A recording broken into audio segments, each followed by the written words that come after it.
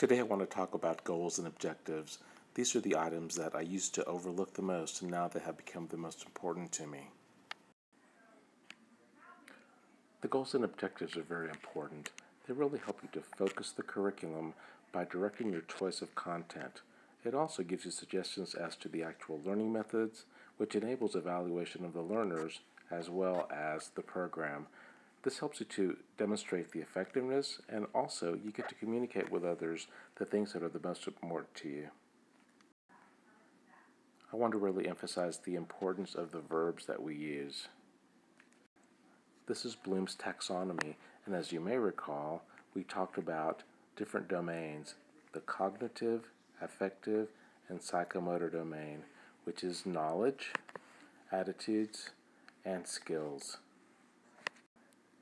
In Bloom's taxonomy, the cognitive domain is very important because this is the one where a lot of times we just use the word learn. And I want to show you that there's different levels, and you start with knowledge, comprehension, application, and you go all the way up to evaluation. Rather than use simple terms, you want to find the most definitive and specific term that you can in the associated verbs. You do the same in the affective domain, which shows that there's been a change in attitude. And finally, psychomotor or skills is the same thing. Here you can see a less well-written objective, and they use the term learn. On the other side is a better objective, and they use demonstrate. On the other side, they use the student will be able to diagnose and manage. On the right side, they use the terms achieve cognitive proficiency, much more specific. Let's look at how I like to write the goals and objectives. This was given to me by a friend named Megan Curran from the University of Chicago, and it really made a lot of sense to me. So she wanted me to say who, will do, how much, of what, by when, and it's got to be measurable. The measurable is the hardest part because a lot of times we forget to put assessments. So here I'm going to use a little bit of color coding.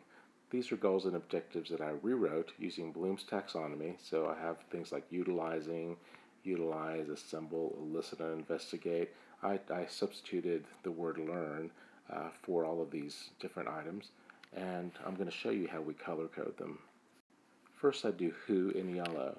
So who? Well, the second-year medical student. Next I use will do. So what are they going to do?